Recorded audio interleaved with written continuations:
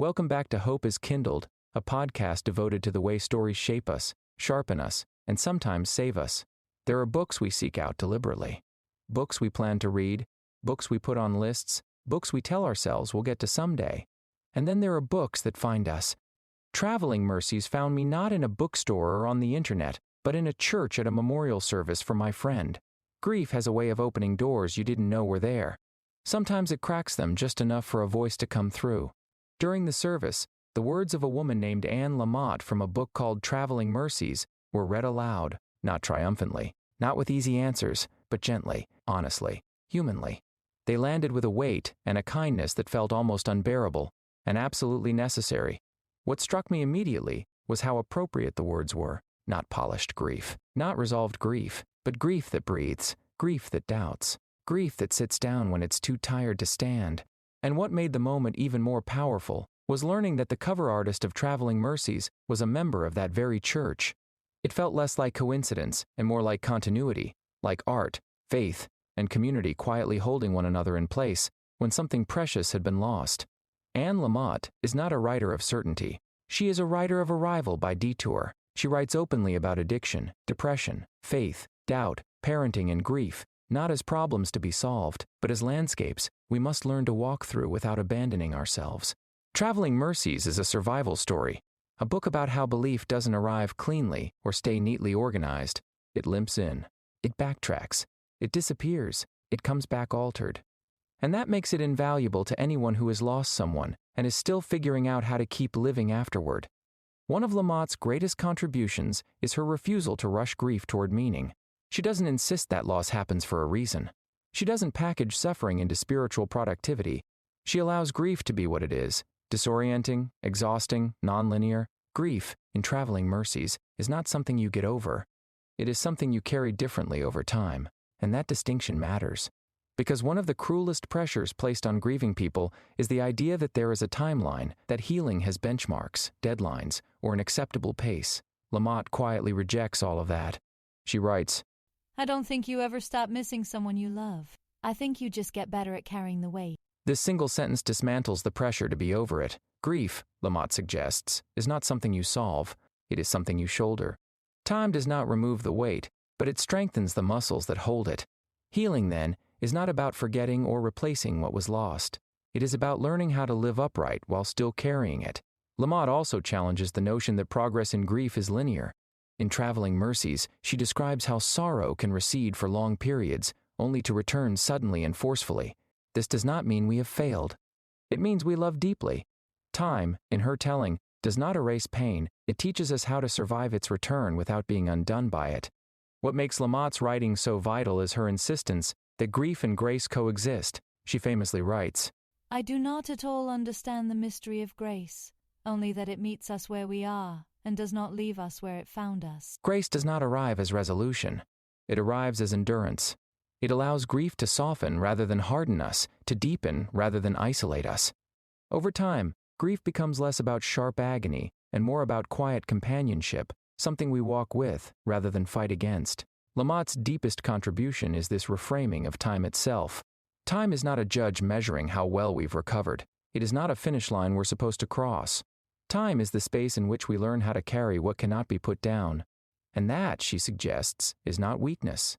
It is love continuing to exist in a changed form. That is where hope lives, not in the disappearance of grief, but in the fact that we remain capable of carrying it, and of living anyway. She gives us permission to say, this still hurts. I am changed. I don't know what I believe today. I am doing the best I can, and today, that isn't very much. That honesty is not weakness. It is survival. From a psychological standpoint, grief is not a single emotion. It is a reorganization of the self. Loss forces the mind to rewrite fundamental questions. Who am I without this person? What did I believe the future would look like? And what, if anything, is still safe? Neuroscience shows us that grief activates the same regions of the brain associated with physical pain. So when people say that grief hurts, they are being literal. The body experiences loss as injury. Anne Lamott's work aligns with modern psychology in one essential way. Healing does not mean forgetting, and it does not mean moving on. It means learning how to carry loss into a new version of life. That kind of integration takes time, it takes rest, and it takes compassion, especially compassion for yourself. Compared to other works we've explored on hope as Kindled, Traveling Mercies offers a quieter hope. Not the heroic hope of the Odyssey. Not the redemptive arc of the Count of Monte Cristo. Not the moral clarity of To Kill a Mockingbird. This is incremental hope, hope measured in days you make it through. Hope that shows up as dark humor. Hope that looks like showing up imperfectly. And that kind of hope may be the most realistic and the most durable of all. One of the hardest truths grief teaches us is this: the world does not pause, and that can feel unbearable. Anne Lamott does not pretend otherwise. She acknowledges how unfair it is that life keeps asking things of us when we are already carrying so much. Her wisdom here is simple and profound.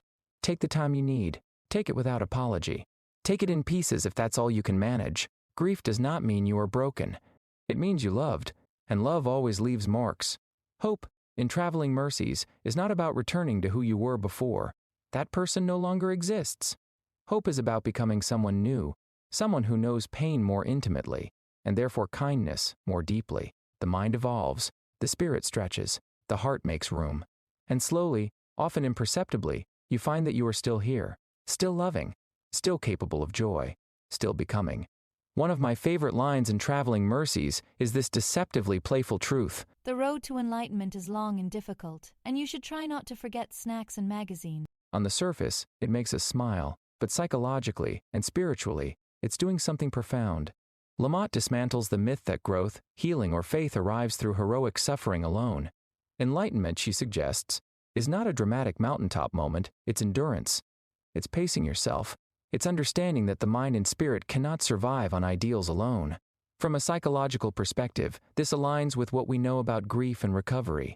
Humans need small comforts, moments of distraction, nourishment, rest, and kindness to remain regulated while moving through pain.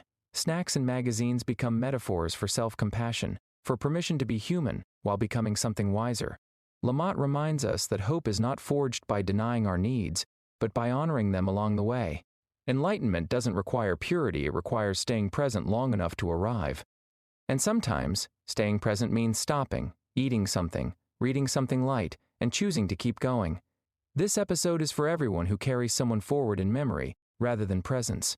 Of all the lines in Traveling Mercies, this may be the one that most honestly captures what grief actually feels like to live inside. Grief, as I read somewhere once, is a lazy Susan. One day it is heavy and underwater, and the next day it spins and stops at loud and rageful, and the next day it wounded keening, and the next day numbness, silence.